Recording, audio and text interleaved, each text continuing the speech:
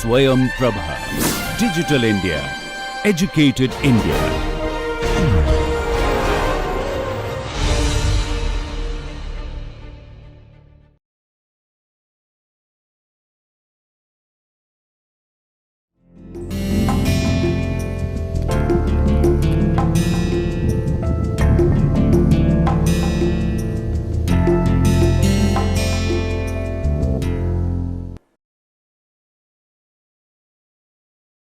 Hello everyone, welcome to the course An Introduction to Disability Studies. Now you know we are slowly reaching to the end of this course, right. We are going to talk on visual culture and disability. On the lecture number 19 is dedicated to visual culture and disability, and the next lecture is going to talk about that how we can proceed further in this arena or in this discipline. So, before I go into visual culture and disability, let me talk about what I discussed in the previous lecture. In the previous lecture, I was talking about that how people with disabilities are represented in literature. In 1 hour lecture, obviously, it is very challenging for me to speak about all the points that covers Indian literature and disability, but there are certain important points that I made and which I think are necessary for you to carry forward. For example, I raised one question is that why do we not have enough literature available that concern people with disabilities. So, let us say for idea that if you go back to 70s, 60s, 40s time period, you will see that there are not enough literature available. Obviously, one reason is because that people are not talking about it, people are not finding it is important and significant, it is neglected, it is not taken into the consideration. So, that is one reason that why people with disabilities are not represented massively in Indian literature. Second, if we look at the ancient text or certain texts which are available in different languages, they talk about people with disabilities from two ideas. The one that they have a very mysterious talent, which means to say that they are looked as if they are the incarnation of divinity. They have some divine talent. And the second concern or second representation, second kind of representation by they notice in the literature is that they are a burden on us. They are kind of facing a punishment for their old karma. Right. So, this body, disabled body is a form of a punishment which they are facing for their past karma. These two understanding of disability is both discriminatory in nature. So, that is why later on in the modern societies now we have literature being produced that challenge these notions. Second idea I was talking about that however, we see that there are literature talking about people with disabilities, but I also realize I have noticed that they carry forward ableist assumption that is more dangerous. So, they are talking about disability, they are representing people with disability, but with the lens of ableism. That is a problematic. We need to question that. And the third important point that we talked about in previous lecture is, if we notice there are hardly any university syllabus that has incorporated literature produced by people with disability. So, there are literatures which somewhere talk about people with disability, but I am more concerned reading and listening the literature produced by people with disabilities. because then only we are going to see a new and fresh perspective, because they are going to say something new which possibly is missing in other literature. The very idea why I am vouching for it is because that until and unless we do so, how do we know that there are different experiences exist in our modern societies?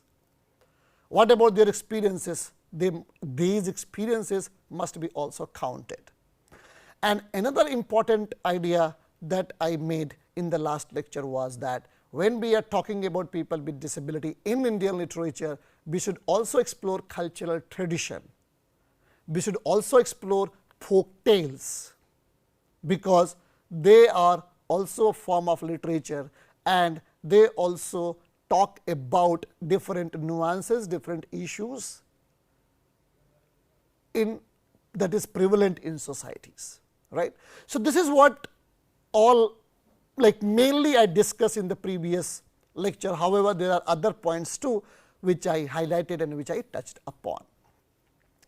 In this lecture, I am going to talk about visual culture and disability.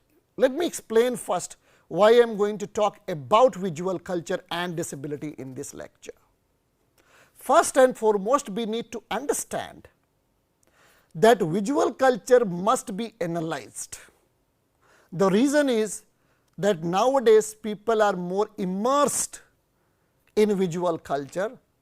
They have mobile phones where they are watching every day, every second certain representation of different bodies. Everyone goes and watches, most of the time people are interested in watching films, we are watching televisions, we are looking at the posters. So, anything that is a visual, how it is representing people with disabilities, that is important phenomena, because there is a possibility that X, Y, Z are not reading literature. However, visual culture is also a form of literature, but here I am more streamlined, I am more concerned, I am more focused on visuality, how the people with disabilities are represented in visual culture. That is going to be an important question, because since we have a visual culture, it is also had a certain points to look at people with disabilities, right. So, it is not only I am only concerned about the films, but I am going to talk more about every kind of televised culture forms to see what disability is about.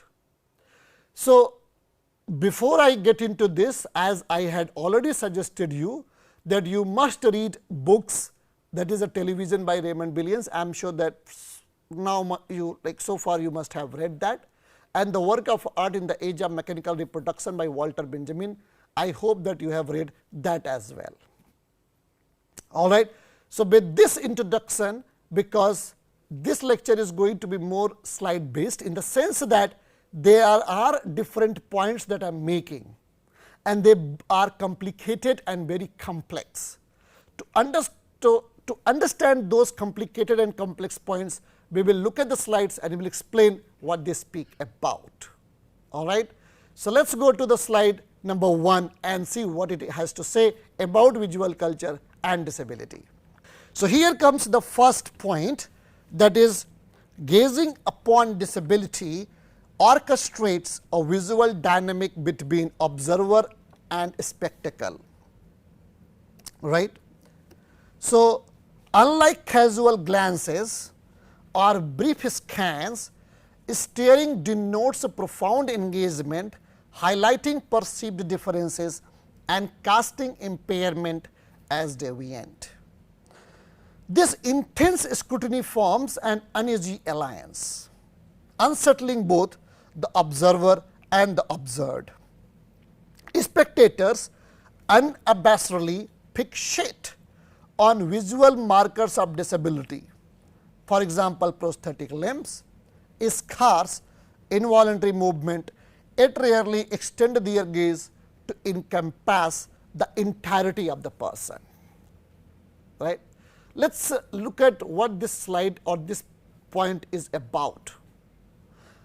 I have already touched upon the idea of the gaze and the stare, where I discussed that there is someone called observer and there is someone called observed. Right? So, this happens, and this is a kind of a hierarchy that we have in the society, like there is an observer who observe certain things.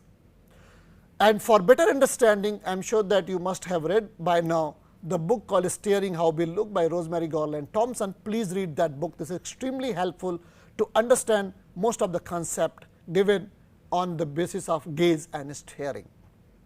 Have you not noticed that why do we always observe something, and what is that something we observe? Let me refresh your memory so that things can be more clear and you can understand that. You observe something which you notice, right?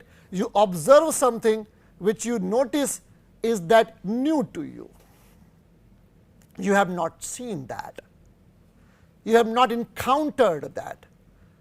Tell me one thing, when you go from your home to college, do you notice everything? Notice means you stop and hold on for a second, your eyes is gazing something and you are not able to remove your eyes. There are only things that you gaze which you find extraordinary or something strange to you.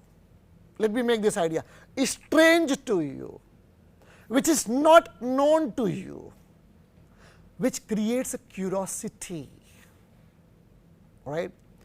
And how something creates your curiosity? When something disturbs your visuality, something disturbs your eyes, or something, oh really, I have not seen that, I don't know about it, what it is. Don't you see that when there are crowds somewhere are gathered, some people are gathering somewhere, suddenly you look and you want to see, oh, what's happening there? You want to know what's going on there. You are interested to know what is there. You got this idea? Right? So, you are interested to know what's going on there, because it creates your curiosity. Every time you go and come, you don't see always people gathering at a particular point or places. Then you ask a question, hey, what's going on, right? You are interested. So, basically this slide is talking about that perceived differences, where impairment becomes deviant. Look at the slide again to make point clear. Gazing upon disability orchestrate visual dynamic between observer and spectacle. Spectacle means something that is being watched. Unlike casual glances, this is not a casual glance, right? This is not a casual glance, or like you just see and move your eyes. Staring denotes profound engagement, highlighting perceived differences and casting impairment as deviant. This intense scrutiny forms an uneasy alliance, unsettling both observer and the observed. See, each line is speaking something. One thing is talking about, it is not just a brief scan.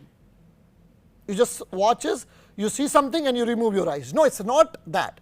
Your eyes stop there, right? It catches the attention, and it is because you see that impairment as a deviating from the norm. So, it is not a casual glance. Look at the slide please. It talks about, here you see, staring denotes profound engagement, highlighting perceived differences and casting impairment as deviant. This intense scrutiny forms an uneasy alliance, unsettling both. Spectators unabashedly fixate on visible markers of disability. It rarely extends their gaze to encompass the entirety of the person. Unsettles both. It is not only unsettles observer or observed, it unsettles both. How? It unsettles observer because they have not seen those things. They want to, they see something, they find this as a strange feeling or as a strange spectacle. as a strange spectacle. Also, it unsettles observed because they are being gauged. They think that I am being gauged because something is wrong with me. And another point is extremely important that this slide is making. The another point is extremely important because it talks about that you do not look a person entirety. It's not like you look from head to bottom. You are focused on only certain part of the body, maybe certain scars. Let's say for example, if the body is deformed in some way or other way, so where your eyes will go? Your eyes will go to that part and will stay there, right? It will fix there, fixating. And even the person who is being gazed or who is being observed, he or she will understand that where you are looking at. And then he or she will understand that it seems that this is something uncommon about me. This is not something normal about me. You see what gaze does? It doesn't stop here. It's not just simply watching something, right? So your eyes are fixated, unsettling the observer. So maybe your eyes are on the prosthetic limbs or scars or wheelchairs or any part of a body. So the point is that you do not look at the body in entirety. That's a problematic, right? That is something wrong about gazing. All right. So this is what the first point is about. Look at the second point now. The proliferation of photography following 1839, this time you remember, right, introduced a new avenue for scrutinizing disability. In our visual oriented culture, images shape our desires and influence our self perception. Among the diverse array of modern images, the portrayal of disability carries a complex mix of emotions, anxiety, distance and identification, right. So, it is talking about that, like the photography started during 1839 and from there you can see the shift happens mainly, right. So, what is happening? This is, it's talking about that 1839, during that time when photography was almost introduced, people started knowing what photography is. Disability was scrutinized very differently, right. Now, what may happen when you see some photos, even the moment you see the photos, you know what that photography is talking about, where the photographer has paid attention to. Right. It does not, again it's talk about certain parts or certain limbs of the body which is shown as uncommon, right. So, it influences our self perception, because what photography does, the moment you see something, it also talks about you, which means how do you perceive yourself? Do you perceive yourself as a good image of the body, normal, nice, or you desire the kind of a body is shown to you? There are a lot of muscular body is projected on the screen, which creates a kind of desire in you so that you can be like that. I mean, I can go to the extent to say that had there not been a visual culture, there would have never been a gym culture. What it means? It means that visual culture promoted a kind of ideal body which is expected from people that they should equate that, they should be following that. So, I am talking about a very simple terms just so that you can understand that how disability was projected, and this portrayal produces complex mix of emotions. What I mean to what it means to say that complex mix of emotions, it creates anxiety. Why does this create anxiety? Because it produces a kind of a fear in you that you can also be disabled tomorrow. You also feel that It's not something outside of the world. This is very much available in this world. You remember the catharsis given by the Aristotle? What he is talking about? He is talking about that is the tragic hero. When he falls down, it must produce a cathartic effect in the audience, which means to say that production of pity and fear.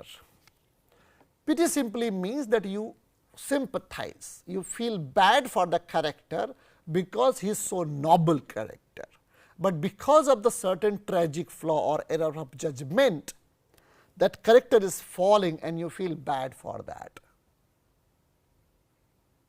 All right.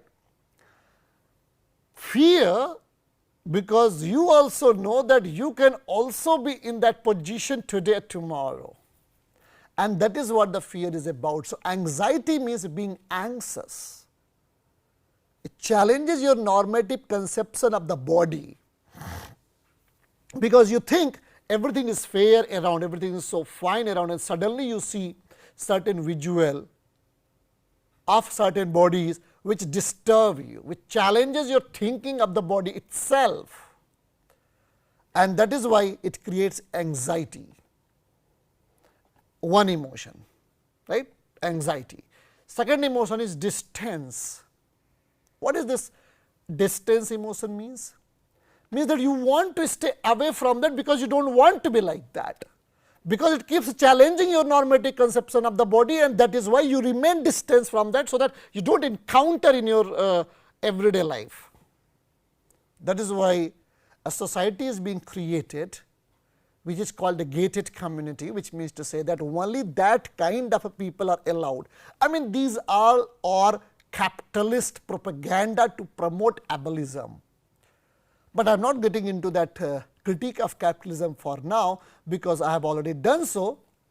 The concern that I am raising is that how far we can do so. So, this distance is because it makes you uncomfortable and you do not want to be like that. And third, which is talking about identification.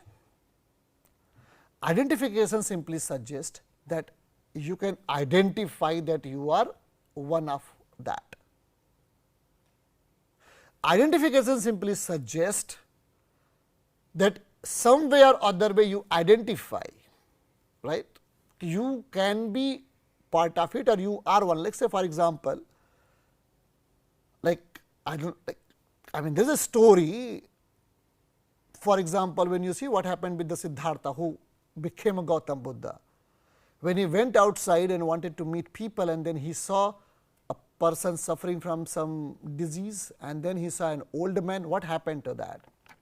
He realized that I will be today or tomorrow like that old man. I will also suffer. It's a kind of identification. And then his entire enticement for the life that he will remain king and he will enjoy that was challenged. He could see the true reality of the life, that one has to get old one day, one has to die one day, and one has to fall ill one day. So, you identify that. It is not that this disease is something outside, it is very much available in your society where you can also be part of it. So, this is what called identification. You identify, and that is where it starts a bit. So, you see that this very simple encounter is a very complex actually. It is not so simple, because normal people think that is a simple encounter, but actually it is translated as a very complex encounter where it creates a lot of emotions and disturbances between the observer and the observed. Obviously, I have already explained that how a new narrative is generated in this interaction. All right. So, this is what the second point is made in this slide. Look at the third point now. Look at the slide please. As a society, we are simultaneously fascinated and conflicted by the disabled body. Disability elicits a range of reaction: fear, look at this, reverence, avoidance and abstraction. Perhaps because it touches upon one of the most fundamental aspects of human existence. Indeed, the prospect of disability looms for all of us as we age. This is a very, very fundamental concept that is made in this point. You read this again, fascinated and conflicted. What is this? Like love and hatred, both, two feeling.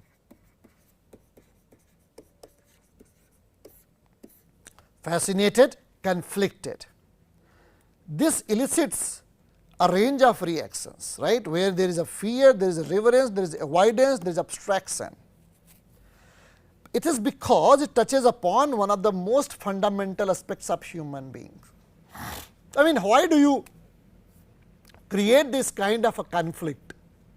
If you know, let us say for example, you are traveling and you see something, everything will not disturb and bother you. It will not disturb and bother you because you know that it does not concern me at all. It's not what I am and I am not going to be. So, it does not bother you, but something that talks about you, disability, the very presence of disability speaks about you, that you are also like us or you may be one of us at one point of time. As you age, you are going to feel the same experience in accessing the building which disabled people feel, right. You may think that if someone meets a car accident, he may also become eventually disabled. So, disability is something which is not a very different, like it is not a very different category where one cannot occupy that. In fact, whatever identification you have, whatever identity you belong to, you name any identity, disability is something common about everything, right. You may say that I am a black race, I will never be a white race, that is true. A white race can never be a black race, even if you talk in whatever the meaning it is. But no one can say that I will never be disabled. Whatever identity you belong to, whatever country you belong to, whatever culture you belong to, whatever community you come from, right. So, this is what is talking about, that there is a love and hatred relationship. Love relationship because you feel that he or she are one of us, but hatred because you do not want that person to be like you, or you do not want that one of day you become like that because of the way society is constructed. So, this is what love and hatred relationship is generated when that encounter happens between the observer and the observed, or able body and disabled body. I hope that is clear so far. Let us go and see the last point of this slide. Look at the slide please. In representing disability within the context of modernity, we have often rendered the familiar as the unfamiliar, the human as unhuman, and the commonplace as exceptional. By the turn of 20th century, public exhibition featuring disabled individuals became socially unacceptable, akin to the taboo surrounding public execution and torture. Middle class sensibilities dictated that it was impolite to openly gaze at disability. Right? Middle class sensibility dictated that it was impolite to openly gaze at disability, leading to the seclusion of disabled people in institutions and private setting.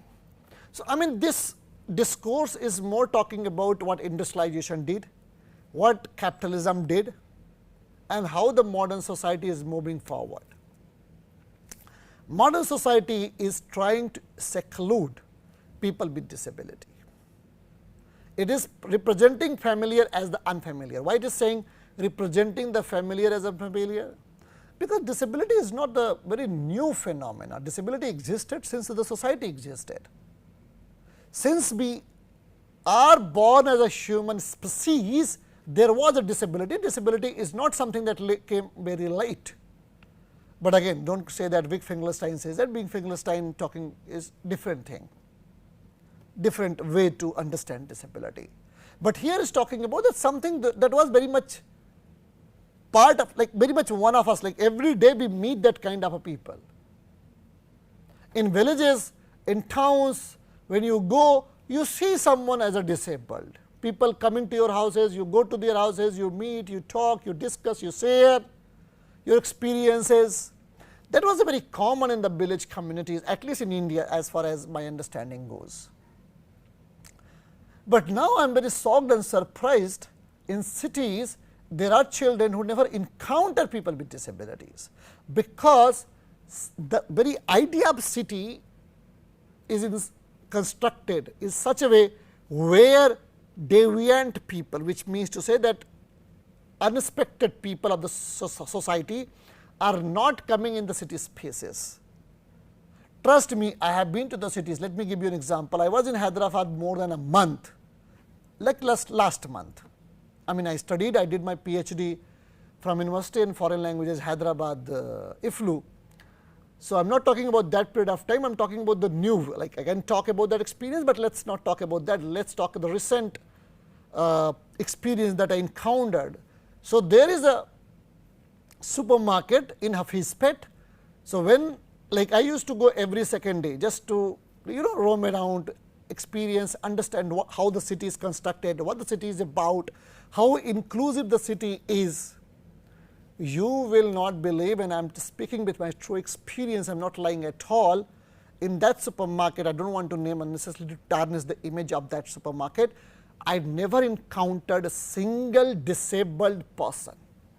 And every day that supermarket was filled with, at one time, like the moment you enter, you will see more than 100 to 200 people.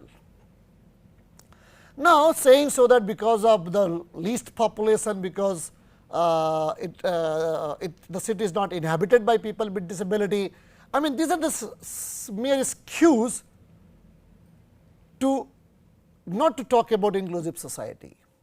As we have discussed and talked about, a city becomes a kind of a discourse where people discuss that whom it includes, whom it excludes, whom it includes, whom it excludes, who are excluded in that city parameter and who are not. Let us say go for example, there is another I am talking about. I can talk about, even I have been to Bangalore, I have been to Mumbai, I have been to Pune. I can tell you all, I have been to Kolkata in fact itself. Like you name the city, I am there. But the point what I am talking about, that I am just giving you an example, because recently I visited Hyderabad. So, you go to the high-tech city, where you see all the multinational companies are there, which is meant for engineers as talking about job opportunities. It's like kind of IT hub, so on, so like in one, like all the Deloitte, Bank of America companies are there. But you will be surprised to see that hardly you find people with disabilities roaming around. Why is it so? Right? I am not going to answer to this question. I'm asking this question so that you can contemplate, think about the harsh reality that how the cities are not inclusive at all for people with disabilities. That is a very bleak and grim picture. All right, let us move to the next slide now. So, photography has provided a means for the social rituals of staring at disability to persist in a different guise. Through the lens of the camera, the act of staring is perpetuated, allowing for the continued examination of disability, albeit in a more subtle and indirect manner. Photographs often masquerade as transparent windows into reality, seemingly capturing truth in their frames.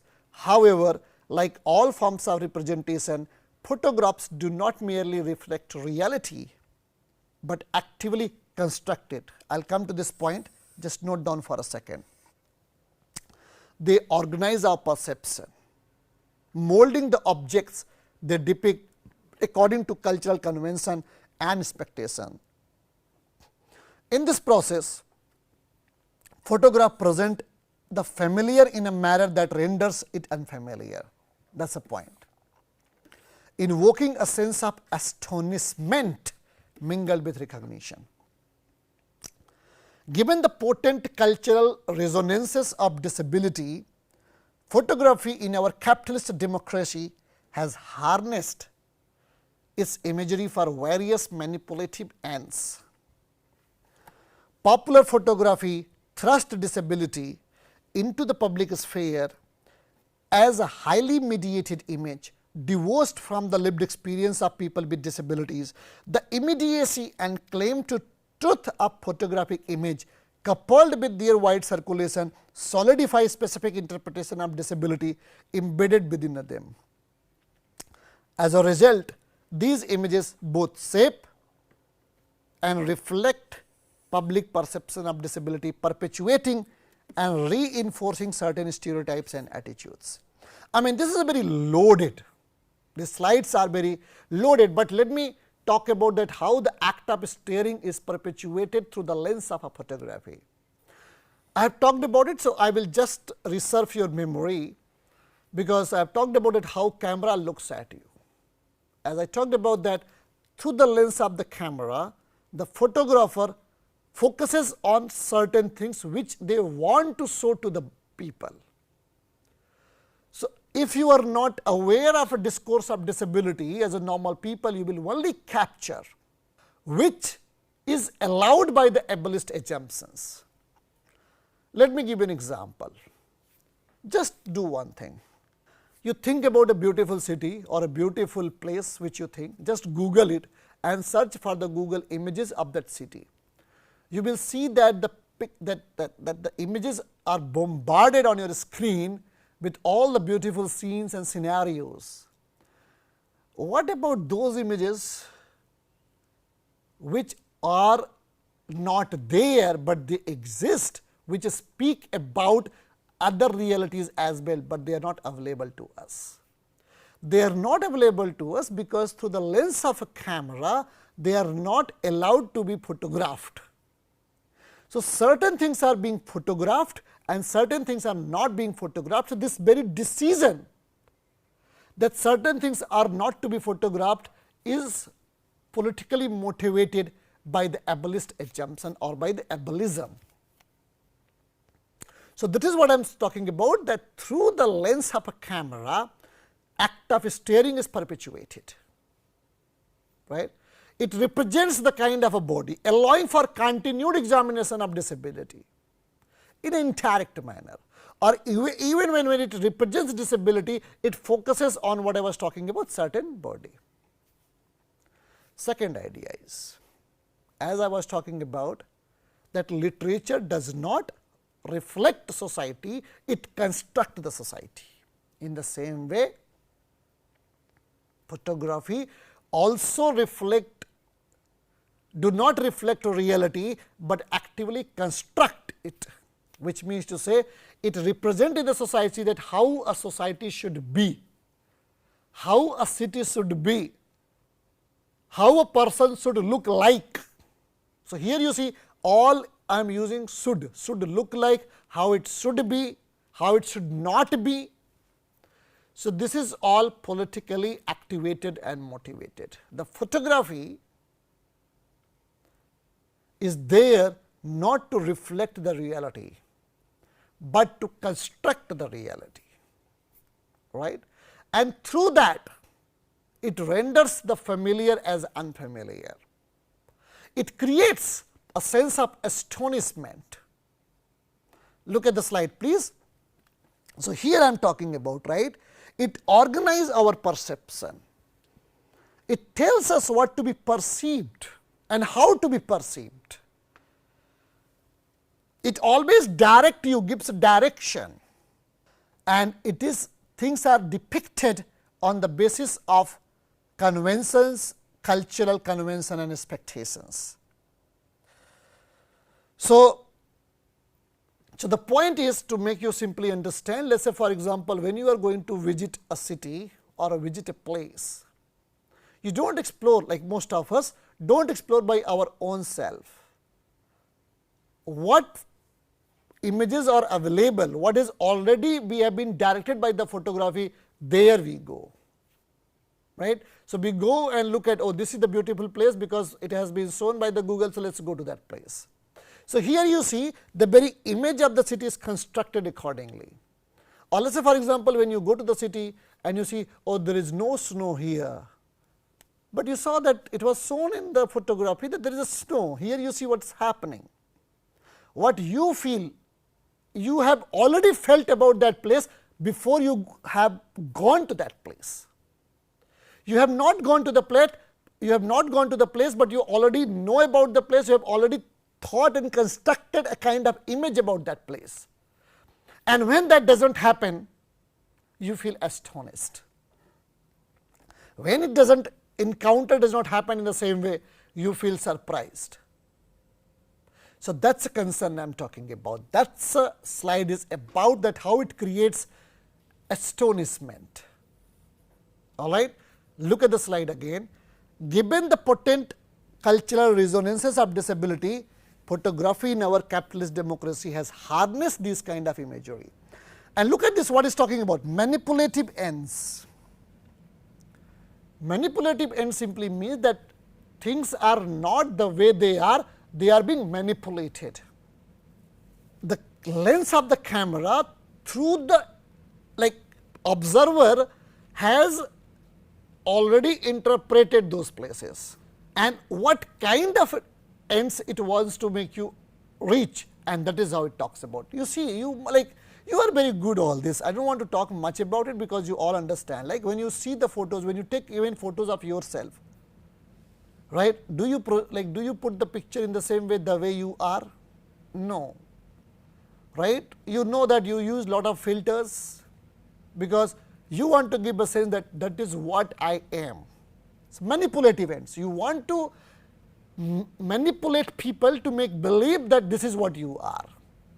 You want to manipulate people to make people realize that this is how disability is about, or that is how disability look like, that is what disability is all about, and that is how I am projecting that. That is a problem. That is a concern this slide is raising for us. Let us go to the next slide now. Photography grants permission to stare with images designed to captivate the viewer's gaze. In the absence of the actual disabled body, photography stylizes staring, amplifying and solidifying the convention of display while eliminating opportunities for spontaneous interaction between viewer and the subject. Photos relieve viewers of any sense of accountability for their gaze, while simultaneously facilitating a more intense form of staring than would be socially acceptable in direct encounters. Look at this, right? Let me read these slides for you and then I will explain what is talking about. However, I have touched upon these ideas, so you will not find difficult to understand what this slide is about. Disability photography thus provides spectators with the pleasure of unrestricted, relentless observation. This sanctioned act of staring serves as a potent rhetorical tool capable of manipulating viewers' perception and attitudes.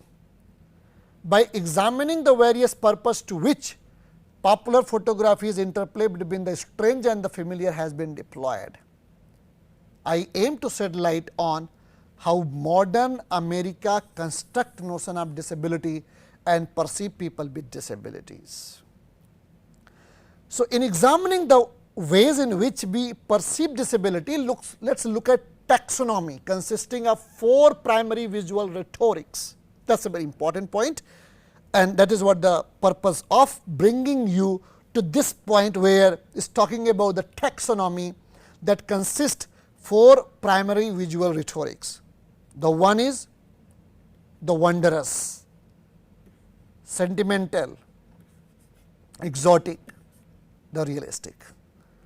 This framework complicates the notion of images as strictly positive or negative, as merely conveying the truth of disability versus perpetuating stereotype. Rather than passing judgment, my aim here in this slide is to analyze these visual representation in depth, right. So, here generally what this slide is talking about, that I mean whatever the photographies are available, whatever the visual perception of disabled bodies are available, we can divide them into the 4 sections. The one is talking about the wondrous, second one is talking about the sentimental, third one is talking about the exotic, and the fourth one is talking about realistic. So, now here let us look at how they talk and engage with each other. Look at the first slide. This visual rhetorics serve as a potent rhetorical devices, eliciting specific responses from viewers and influencing their thoughts and action. These categories rarely manifest in isolation. Instead, they often blend and intersect within the individual photographs and across various genres of disability photography. They evolve and adapt over time and respond to the intended purpose of the photographs. See, this is one simple idea before I move further. The photography is first is not a it's a neutral act, it's a very much political act. Like you want to see a certain kind of images to the people, and that is how you position the disabled images and you speak about it. So, this very process is what I was talking about, the construction of disability, production of disability in a particular fashion, the way perceiver wants it to look like. So, slowly and gradually what is happening, obviously photography evolves, society evolves, and also the very understanding and the notion of disability also evolves. But the problem is that every time what society demands, accordingly the idea of disability is produced by these photographers. That is the point I am making. Look at the slide again. So, these visual rhetorics form part of the broader context in which all representations of disabled individuals are situated. They shape public perceptions and attitudes toward disability, highlighting the complex interplay between visual imagery and societal understanding of disability. The perception of disability is influenced by various visual rhetorics, as all images of disabled people inevitably evoke these rhetorical modes along with their associated cultural narratives. Here there is something to note, something to understand, that none of these rhetorical modes serve the actual interest of disabled people, right. What they do, they often appropriate the disabled body to serve the agenda of constructing, instructing and reassuring aspect of presumed non-disabled viewer's worldview. Image of disability tend to prioritize the perspective and comfort of non-disabled viewers, often at the expense of accurately representing the lived experience and agency of disabled individuals themselves. This appropriation of disabled bodies for the benefit of non-disabled audiences underscore the power dynamics inherent in the production and consumption of visual representation of disability. So, the point this is making, that as we all have agreed to the point that every disabled people, every section of disabled people are very different and diverse. They are culturally different and their understanding and experiences of the society is unique and different from every one of us. But the moment what photography is like what photography does, it catches a moment and it projects as it is a universal understanding of disability. It projects obviously to meet the ableist assumptions, to meet the normative conception of disability, but the problem what we have, that it hegemonizes, it homogenizes the very diverse thinking in a one line of disability. So, that is something is problematic and need to be considered and thought about. Let us look at the next slide now. The first visual rhetoric is the wondrous, right? That is what I was talking about. A mode of representation that has endured from antiquity to modern times. This genre capitalizes on physical differences to evoke feelings of amazement and admiration. Its origin can be traced back to ancient times, where disabled individuals were often viewed as portents of the divine or as figures of awe and curiosity, but in the postmodern era, disability was interpreted through a lens of augury or as marks of distinction, where representing good or evil characters such as Oedipus, Tiresias, even Shakespeare's Richard III exemplify imposing yet ominous disabled figure within this rhetorical tradition, right. So, one you understood about the wondrous. In modernity, the concept of wonder underwent a secular transformation, manifesting as the stereotype of the supercrip. This portrayal depicts a disabled individual as source of amazement and inspiration, often through feats that surpass the capabilities of non-disabled viewers. Contemporary iterations of wonder rhetoric emphasizes admiration over mere amazement. It reflects a shift in societal norms, where it is now considered inappropriate to derive pleasure from staring at disabled individuals, right. So, this is the example of contemporary wonder rhetoric is seen in a recent advertisement for adventure tours featuring a rock climber using a wheelchair.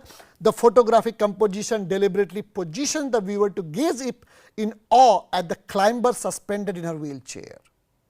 So, by portraying the disabled figure as exceptional rather than ordinary, the wondrous rhetorical devices to distance the viewer from the viewed, undermining the sense of equality that should characterize this relationship, right. So, here what I am talking about in one line is that everyone is expecting now people with disability to be a part of a wonder, right. So, when disabled people do something exceptional, so called, because everything they do ordinary becomes exceptional, that creates a wonder. That is the point I am making. Look at the second slide. Next slide, please. Sentimentality has intersected with the wonder model, giving rise to the portrayal of courageous overcomer, right. So, this basically, I am not going to read the slide, but you can hold the slide and read, because there are a lot of important points I am making, but the one line which I can talk about, that because of that wonder performance, you sentimentalize, oh, how did he do that? How could he reach to that? They are so great. This is not what we think about them. Right? Look at the last slide. Read the slide, please. Look at the slide now. This is sentimental in contrast to the wondrous by evoking feeling of diminishment rather than elevation. The wondrous amplifies and exalts. The sentimental portrays the disabled individual as a sympathetic victim or helpless sufferer in need of protection or assistance, that evokes emotion of pity, inspiration and soliciting contribution, which means to say that here there is a second representation which is talking about that they need help and assistance, right. So, this is emerged in the 19th century, the bourgeois society, all right. Look at the next slide. The third visual is exotic, which contrasts with the sentimentality of domesticating disabled figure, instead portraying disabled people as alien, distant, often sensationalized or eroticized in their differences.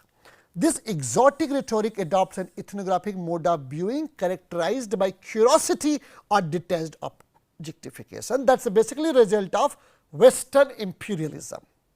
So, for example, when you go back and look at the 19th century photography, you will see that how they have been represented, right. So, this is what I am talking about, the freak culture, which Rosemary Garland Thompson has talked about, that they are projected as a freak or exotic, like something new and fresh which we have not seen. Let us come and watch them, all right. Look at the last point of this slide.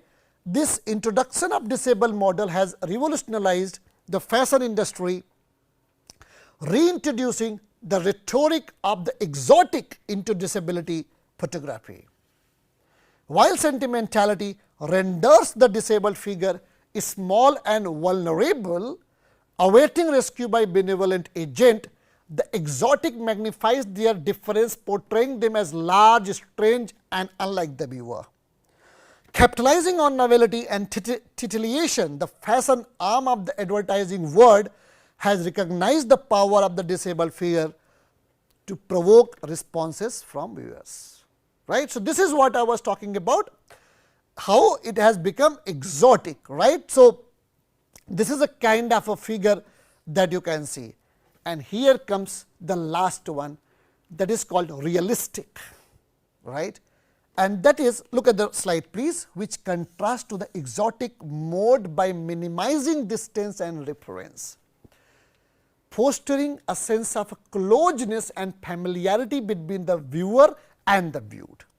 While there are wondrous, sentimental, exotic modes tend to accentuate the uniqueness of disability, portraying the disabled individual as exceptional, the realistic rhetorical aims for verisimilitude, which means to say that they want to project a disabled figure in a way that avoids differentiation and encourages identification.